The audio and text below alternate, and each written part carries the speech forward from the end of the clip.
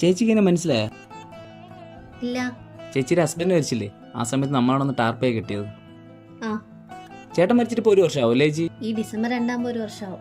പോണ ജോലിക്ക് ഇപ്പോൾ ശമ്പളമൊക്കെ ഉണ്ടാ? കുഴപ്പമില്ലാതെ പോകുന്നു. അപ്പൊ ഈ കാര്യങ്ങളൊക്കെ എങ്ങനെ നടക്കണം? മനസ്സിലായില്ല. അയ്യോ ചേച്ചി, ഞാൻ അതല്ല ഉദ്ദേശിച്ചത്. ഈ അച്ഛനില്ലാത്ത കൊച്ചിനെ കൊണ്ട് ചേച്ചിയുടെ ഈ ശമ്പളത്തിൽ മാത്രം എങ്ങനെ ജീവിക്കണം എന്നാണ്. എന്നായാലും ചേച്ചിക്കൊരു കൂട്ട് വേണ്ട ചേച്ചി. ഇപ്പം തന്നെ ചേച്ചി ഒറ്റയ്ക്ക് ജീവിതം കൊടുത്ത ആൾക്കാർ പല കഥകളാണ് പറഞ്ഞുണ്ടാക്കുന്നത്. പിന്നെ ചേച്ചി അത് കാര്യമാക്കണ്ട. ചേച്ചി എന്ത് ആവശ്യം ഉണ്ടെങ്കിലും എന്നെ വിളിച്ചാൽ മതി. അതിന് പൈസയ്ക്കായാലും അല്ലെങ്കിലും. നീ ഇതുവരെ പറഞ്ഞാണ് ഞാൻ മറുപടി പറയാത്തത് നിനക്ക് വിഷ്ണു എന്നെ അറിയാവുന്നതുകൊണ്ട് മാത്രമാണ്. പിന്നെ നീ ചോദിച്ചില്ല ഒരു കൂട്ട് വേണമെന്ന്. എനിക്ക് കൂട്ടായിട്ട് എൻ്റെ മോളുണ്ട്, അവൾക്ക് കൂട്ട് ഞാനും ഉണ്ട്. ഞാൻ അതല്ല ഉദ്ദേശിച്ചത്. ചേച്ചി ഇപ്പോൾ ചെറുപ്പമല്ലേ, അപ്പോൾ നിങ്ങൾക്ക് രണ്ടായിട്ട് കൂട്ടായിട്ട് ആരെങ്കിലും വേണ്ടേ? പൊതുവേ ഭർത്താക്കന്മാർ മരിച്ച ഭാര്യമാർ കേൾക്കുന്ന കാര്യമാണ്. എൻ്റെ ജീവിതത്തിലോട്ട് ഒരാൾ വന്നാലും അയാൾ എനിക്കൊരു നല്ല ഭർത്താവായിരിക്കാം, പക്ഷെ എൻ്റെ മോക്ക് അവൾ അച്ഛന് പകരമാവില്ല.